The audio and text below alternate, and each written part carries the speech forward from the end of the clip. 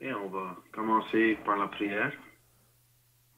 Père Céleste, au nom du Seigneur Jésus-Christ, nous venons de ta sainte présence.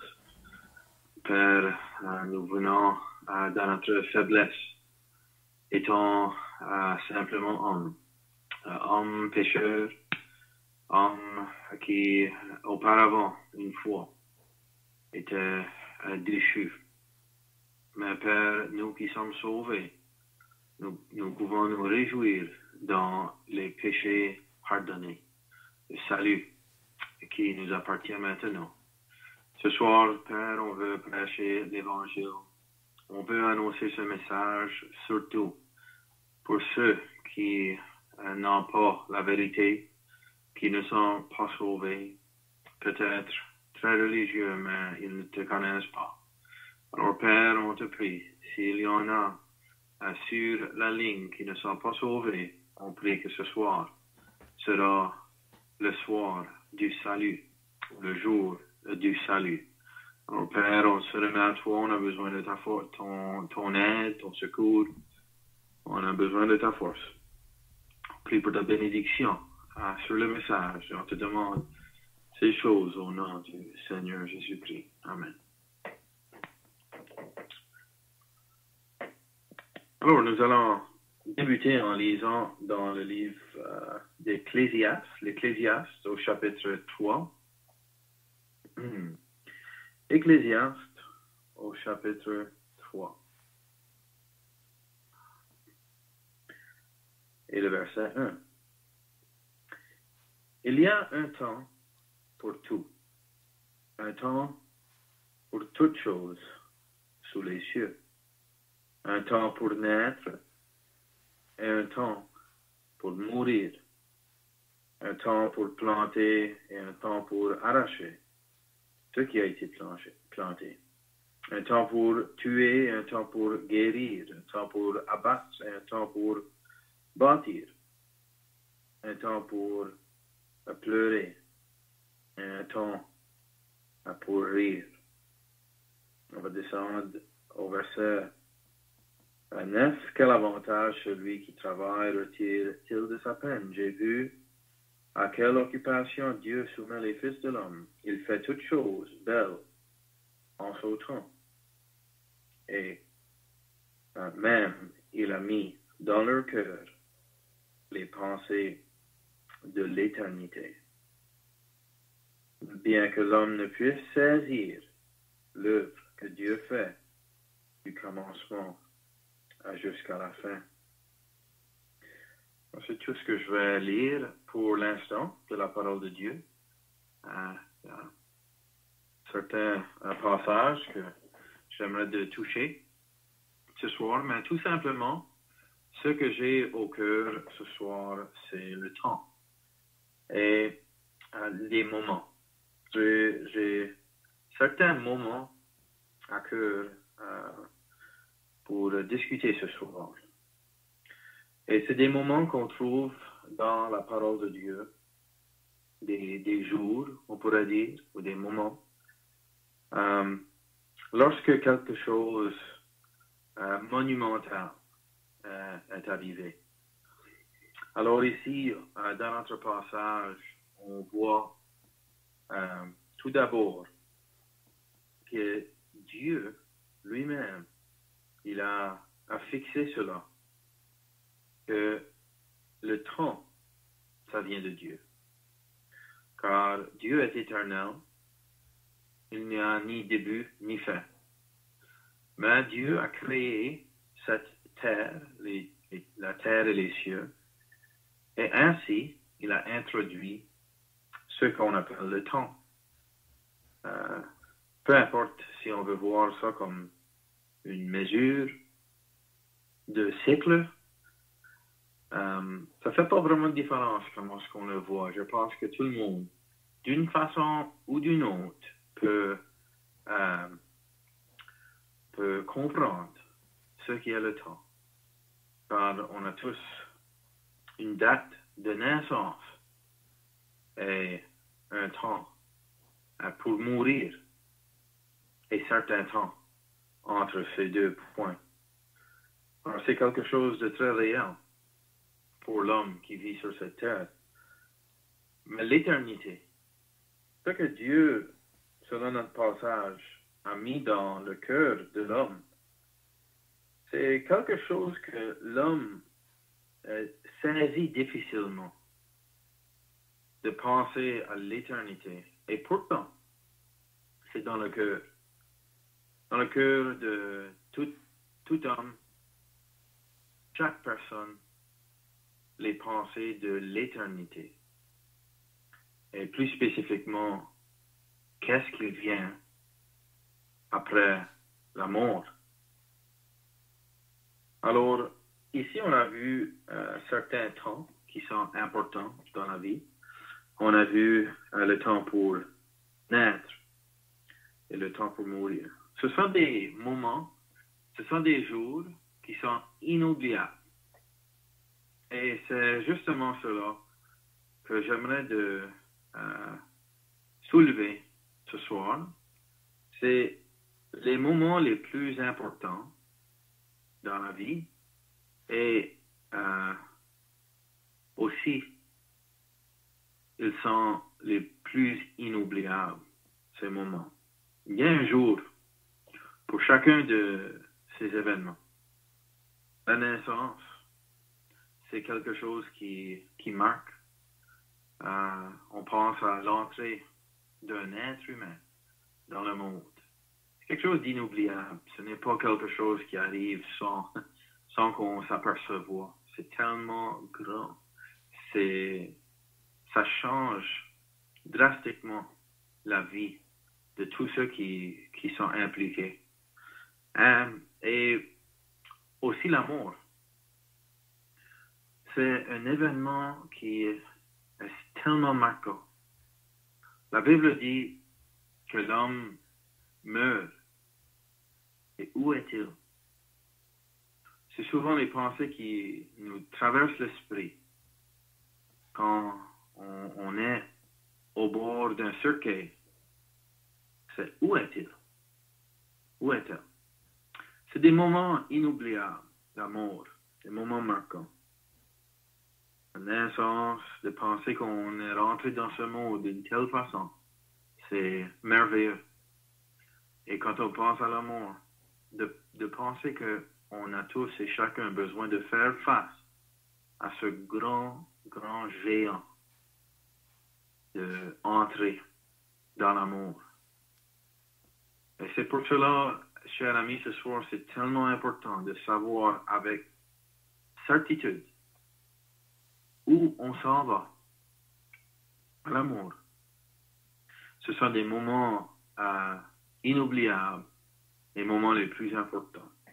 Alors, j'ai quelques autres moments que j'aimerais soulever ce soir. Si on veut, si vous voulez venir au Nouveau Testament maintenant avec moi, je pense qu'on va aller à Romains en premier. Romains au chapitre 5. Romains au chapitre 5. Comme il y a une date de ta naissance, vous pouvez me dire un tel jour, un tel mois, en 1960 quelque chose, ou 60 ou 80 quelque chose, ou même dans les 2000. Il y a une date précise de naissance et nous ne savons la date de notre mort encore. Ça pourrait être proche.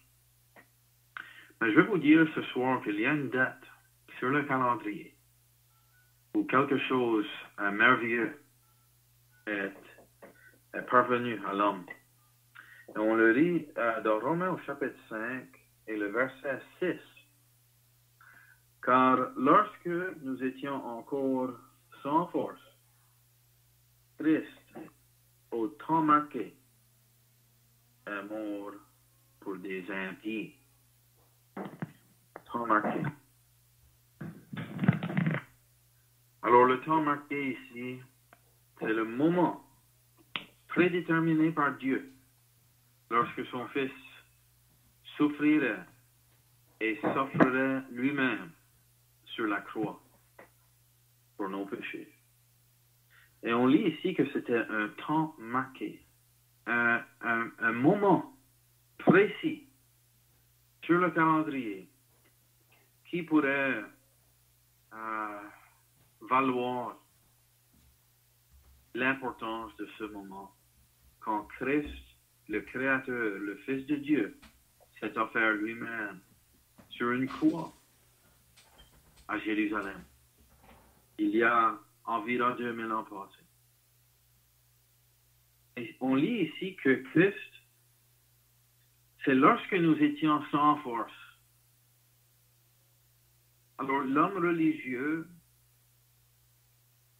qui va essayer de mériter son ciel avec ses bonnes œuvres, il ne se voit pas sans force. Peut-être il se voit faible. Peut-être il se voit fort. Avec une mesure de force. Mais pas sans force.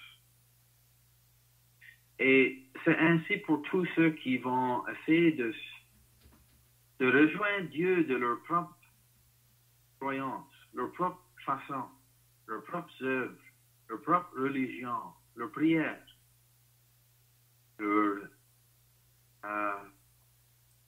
les choses qu'on fait avec nos mains. Mais c'est comme si on dit à Dieu, j'ai encore une mesure de force avec laquelle je puisse essayer d'atteindre Dieu, essayer d'atteindre le salut. Encore un peu de force. C'est l'homme religieux. Mais ici, on ne lit pas que Christ est mort pour de telles personnes. On lit que c'est lorsque nous étions sans force. Sans aucune force. Ça dit que Christ est mort pour les impies. Impie, ça veut dire quelqu'un qui est complètement opposé à Dieu. N'est pas du tout comme Dieu. Alors, le salut a été accompli et est offert à des gens qui sont absolument sans force et absolument impies. Ils ne sont pas du tout comme Dieu. Et on peut lire ici que c'est à un temps marqué, un moment précis, que Christ s'est offert. C'est pour cela qu'on a une bonne nouvelle ce soir à vous annoncer. C'est parce que le Seigneur Jésus-Christ, avec sa grâce et son amour, il nous a vus sans force, dans nos péchés, et il a voulu nous secourir. Il était le seul qui pouvait le faire. Lui qui était sans péché, il est devenu un homme afin de mourir sur le bois infâme, mourir sur la croix. Et on lit que maudit est tous ceux qui sont cloués au bois. Or, il a pris nos péchés en son corps sur le bois. Mais n'oubliez pas, chers amis, que ce moment, il a changé la destinée de tellement d'âmes, qui a produit ce salut si grand. C'est un salut qui est offert seulement aux impies. Ce n'est pas pour ceux qui ont de la force, c'est pour ceux qui sont sans force. Alors, je vais lire d'un autre moment. C'est dans le livre des Actes, chapitre 17. Et le moment dont je veux lire, c'est maintenant. Peut-être vous n'êtes pas venu écouter à ce message en pensant que vous alliez avoir besoin de faire face à quelque chose maintenant. Mais on veut vous dire par la parole de Dieu que si vous n'êtes pas sauvé, il y a quelque chose qui pèse sur vous. Et Dieu, il vous commande, non pas demain ou l'année prochaine quand ce sera peut-être trop tard. Il vous commande maintenant de faire quelque chose. On va lire dans Actes, au chapitre 17, Paul est en train de prêcher l'évangile ici. On pourrait commencer au verset 24.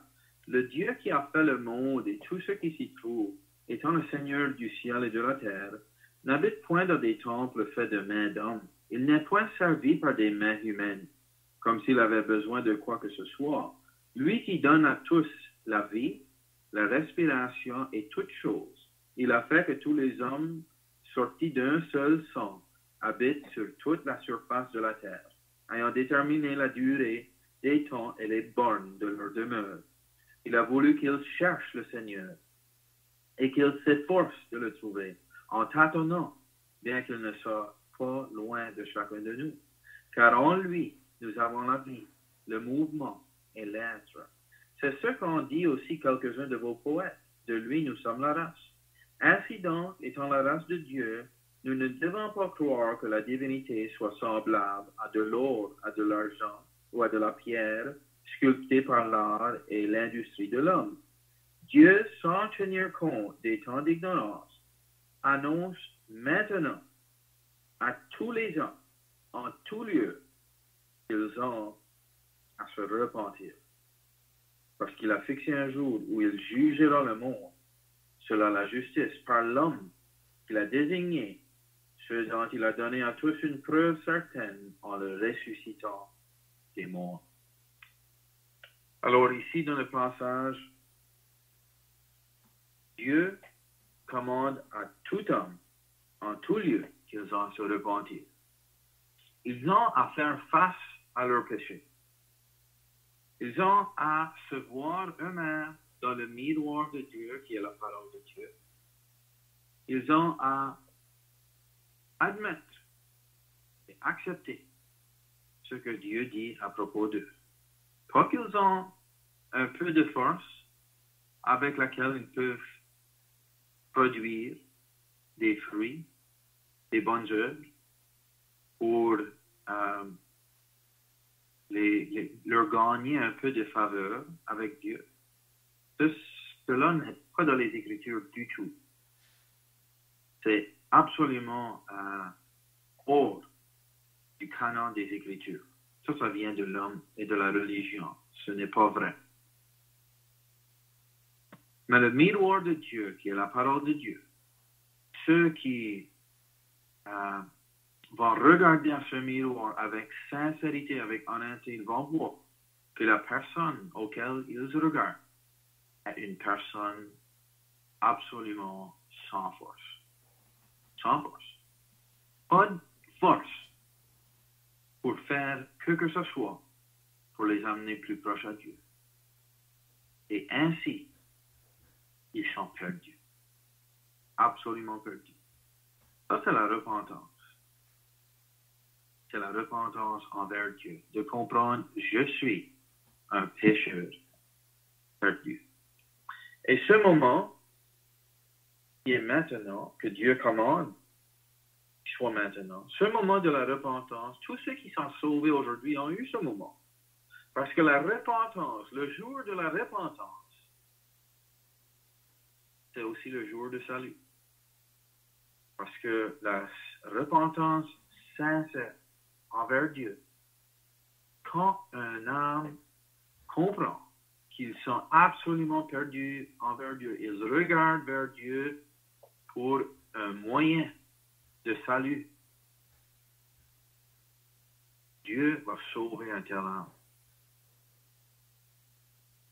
Dieu va révéler son grand salut à un pauvre âme qui comprend qu'il est absolument perdu.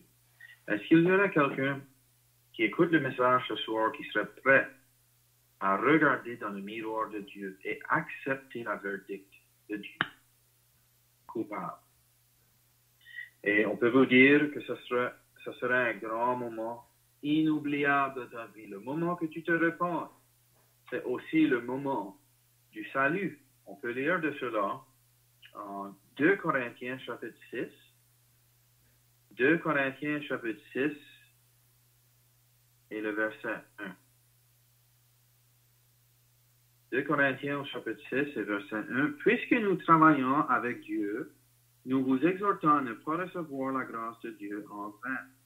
Car il dit, au temps favorable, je t'ai exaucé, au jour du salut, je t'ai secouru. Voici maintenant le temps favorable. Voici maintenant le jour du salut. Jour merveilleux. Ça serait un moment merveilleux pour nous tous et pour les anges des cieux. Si quelqu'un, écoutant l'Évangile ce soir, se repentirait selon le commandement de Dieu et croirait au Seigneur Jésus-Christ pour le salut de leurs âmes. Dieu commande maintenant de te repentir. Et Dieu dit, voici maintenant le temps favorable. Pas demain. Pas la semaine prochaine. Et pas la semaine prochaine. Le temps favorable. Le temps de faire face à les vérités de Dieu, du Dieu vivant. Dieu dit, c'est maintenant. Le temps favorable, voici maintenant le jour du salut. Alors Dieu veut vous sauver. Il veut te sauver maintenant. Et aujourd'hui, si tu te repentirais de tes péchés, sincèrement, et tu croirais au Seigneur Jésus-Christ, aujourd'hui deviendrait un jour très spécial pour toi. Le 1er février 2021 deviendrait un jour inoubliable. Et ce moment deviendrait un moment inoubliable, fixé dans ta mémoire tout au long de ta vie.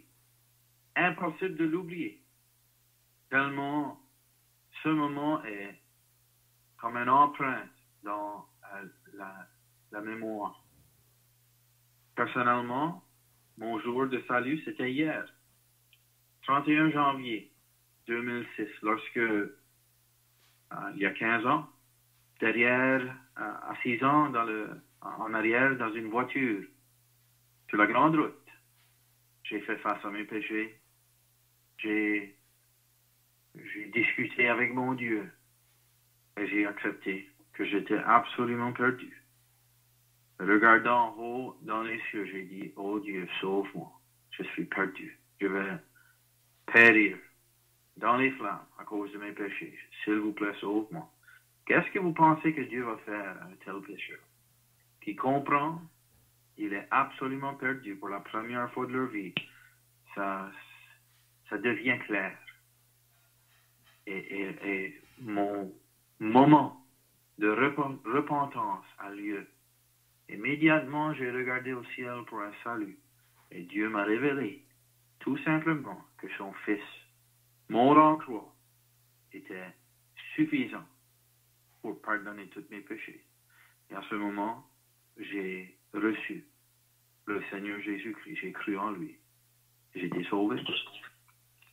Impossible d'oublier ce moment. Il y a un dernier moment que je veux laisser avec vous dans l'Évangile de Luc et au chapitre 16. L'Évangile de Luc est au chapitre 16, le verset 22. Ici, ça donne que l'homme qui était pauvre était sauvé. L'homme qui était riche était pauvre. Mais il y a des gens riches qui sont sauvés, il y a des gens pauvres qui ne sont pas sauvés. Mais ça donne juste de cette façon. Dans ce passage. Alors, l'Évangile de Luc, au chapitre 16, au verset 22. Le pauvre mourut et il fut porté par les anges dans le sein d'Abraham. Le riche mourut aussi, et il fut enseveli. Et dans le séjour des morts, il leva les yeux, et tandis qu'il était en proie au tourment, il vit de loin Abraham et Lazare dans son sein. Il s'écria, Père Abraham, aie pitié de moi et envoie Lazare pour qu'il trempe le bout de son doigt dans l'eau et me rafraîchisse la langue, car je souffre cruellement dans cette flamme. C'est le moment qui mène inévitablement à l'éternité. Je ne peux pas dire ce mot-là. Vous me pardonnerez. Mais vous comprenez ce que je veux dire. Le moment qu'une personne meurt dans leur péché, leur destinée est scellée pour l'éternité. Et cette personne, ce riche qui n'était pas sauvé, il mourut, il fut enseveli et dans l'enfer. Il a levé ses yeux et dans un moment, il a compris qu'il était à tout jamais perdu.